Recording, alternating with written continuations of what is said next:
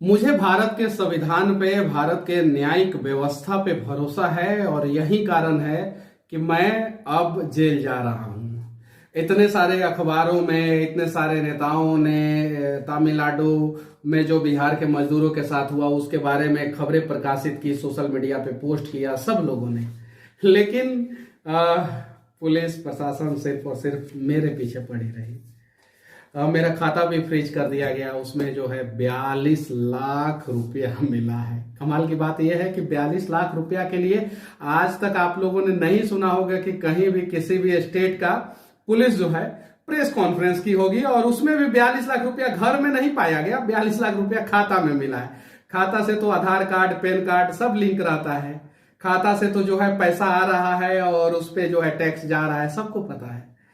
चलिए ठीक है, लेकिन मुझे भारत के न्यायाधीशों पे भरोसा है, इंसाफ वो करेंगे, मेरा भी दुख दर्द देखेंगे, मैं सही साबित होके निकलूंगा।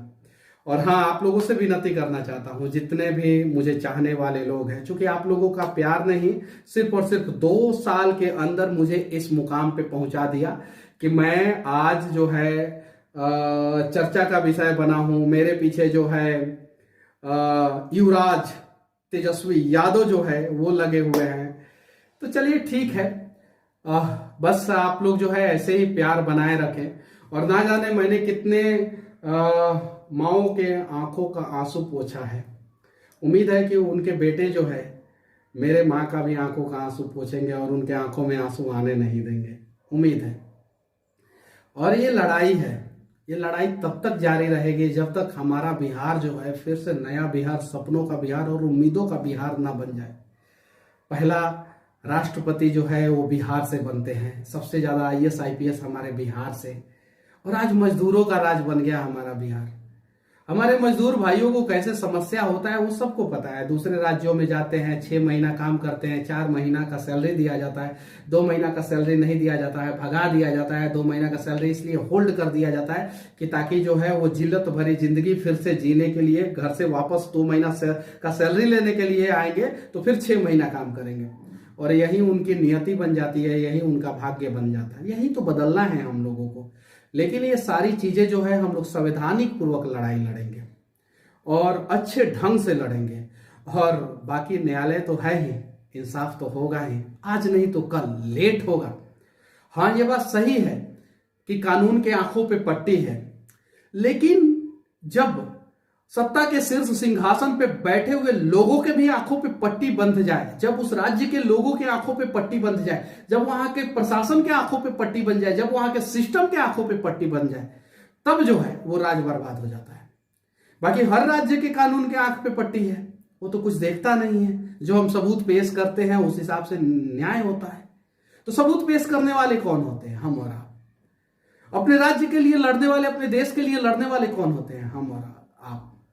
जब तमिलनाडु अपने राज्य के लिए लड़के अपने राज्य को जो है इस देश में सबसे ज्यादा इंडस्ट्री फैक्ट्री जो है तमिलनाडु में बनवा सकता है, तो हम बिहार के लोग भी लड़के जो है इस देश में जो है टॉप 5 राज्यों में से तो एक हो ही सकते हैं 5 साल में। तो लड़ेंगे हम लोग। और हाँ, मैंने कुछ गलत नहीं किया है मेरे भाई, कुछ गलत नहीं किया है। मुझे गलत करना होता तो शायद मेरे पास करोड़ों रुपया होता। 42 लाख रुपया का कीमत कितना होता है भाई? आप ही लोग बताइए ना। मैं फिर से कहना चाहता हूं, मैं बार बार क्यों जिक्र कर रहा हूं, एक फॉर्च्यूनर का भी कीमत नहीं है 42 लाख रुपया। 55 लाख रुपया में फॉर्च्यूनर का टॉप मॉडल आता है। फॉर्च्यूनर की बात इसलिए कर रहा हूं ना कि शान की सवारी है बिहार में फॉर्च्यूनर, और फॉर्च्यूनर पे नेता चलते हैं कि नहीं चलते वो आप सभी को पता है। और ऐसा मीडिया में बताया जा रहा है कि 4 अकाउंट में यूट्यूबर मनीष कश्यप के खाते में मिले इतने पैसे कि रह जाएंगे दंगा। सिर्फ 42 लाख रुपया यार, क्यों ऐसा आप लोग खबर चलाते हैं? अरे भरोसा होता है आप लोगों पे। आप लोगों का खबर देखने के बाद जो है ना हम लोग जो है वीडियो बनाते हैं और फिर बदले में मिलता क्या है हम लोगों को? क्या मिलता है देखिए, भरोसा है आप लोगों पे। आप लोगों से कोई शिकवा गिला नहीं है, ये चीज है। लेकिन देखिए, अरे आप लोग कम से कम इस लड़ाई में एक बिहारी का साथ नहीं दे सकते हैं, बिहार के मजदूरों का साथ नहीं दे सकते हैं, तो कम से कम उनका टांग खींचने का प्रयास ना करें। और हाँ, मुझे उम्मीद है कि बिहार के 90% लोग अब जग गए हैं और वो अपना हक मांगेंगे, वो चाहे सरकार हो चाहे सिस्टम हो। जो लोग बोलना तक नहीं जानते थे, बिहार में हत्याएं हो जाती थी और डर के मारे लोग जो है एफआईआर कराने तक नहीं जाते थे, आप सभी को पता है, बताने की जरूरत नहीं है। आज जो है छोटी छोटी बातों पे बिहार के लोग बोल रहे हैं, चाहे वो अस्पताल हो, चाहे वो ब्लॉक हो, चाहे किसी भी प्रकार का। आज से 1.5 साल 2 साल पहले बिहार का कोई लड़का वायरल होता था क्या? कभी आप लोगों ने सुना था? रियरली शायद ही कोई एक इक्का दुक्का होता होगा। अब हर महीना कोई नहीं तो कोई वायरल हो रहा है। देन कौन है, वजह क्या है, आप सभी को पता है।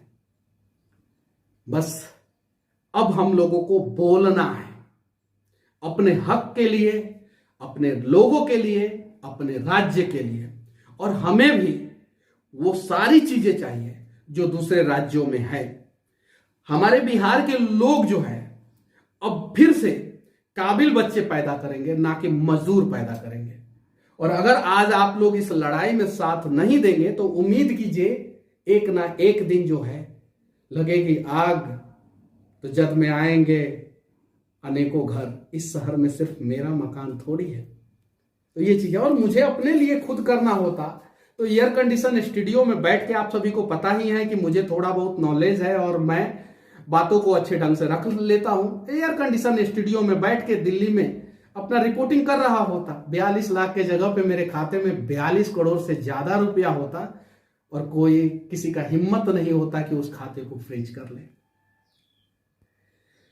हालांकि जो प्रशासन के लोग हैं उनके भी बच्चे होंगे, उनके परिवार वाले होंगे, उनके घर वाले होंगे। मैं भगवान से सच्चे मन से मैं कह रहा हूं कि मैं भगवान से प्रार्थना करूंगा कि आपके परिवार वाले, आपके घर वाले खूब तरक्की करें, आपके बच्चे खूब तरक्की करें, खूब, और इतनी तरक्की करें कि उस तरक्की में जो है बिहार का भी तरक्की हो। मैं ये विनती करूंगा। और मैं बस न्यायालय के शरण में जेल में जा रहा हूं। ना मैंने रेप किया है, ना मैंने हत्या किया है, ना मैंने तस्करी किया है। और बस मेरा गुनाह सिर्फ इतना ही है कि मेरे सीने में देश धड़कता है, मेरे सीने में बिहार धड़कता है। मेरा गुनाह सिर्फ इतना ही है कि जब मैं दादाजी के पास होता था तो उन्होंने जो है देशभक्ति कहानियां मुझे बताई, कैसे चीन के युद्ध के दौरान क्या क्या हुआ था। मैं अपने पिता के आंखों में आंखें डाल के जब भी बात करने का मैं प्रयास करता हूं तो उन्होंने बताया कि देश का रक्षा सबसे पहले करना है, देश के लोगों का रक्षा सबसे पहले करना है। मैं अपने माँ के आंखों में आंखें डाल के जब देखता हूं तो एक उम्मीद रहता है उनके आंखों में कि बेटवा पता ना हमर का कर रहल बा, लेकिन कुछ तो अच्छा कर रहल बा। तो मैं वादा करता हूं कि ना मैं अपने दादाजी को शर्मिंदा होने दूंगा, ना मेरे पिताजी का सर जो है शर्म से नीचे झुकेगा, और ना ही मेरे माँ को गलानी होगी कि मेरा बेटा ने गलत किया है। बस साथ ही साथ बिहार के लोग, आप लोग भी गर्व करेंगे मेरे ऊपर। मैं वादा करता हूं कुछ ऐसा करूंगा मैं। जय हिंद।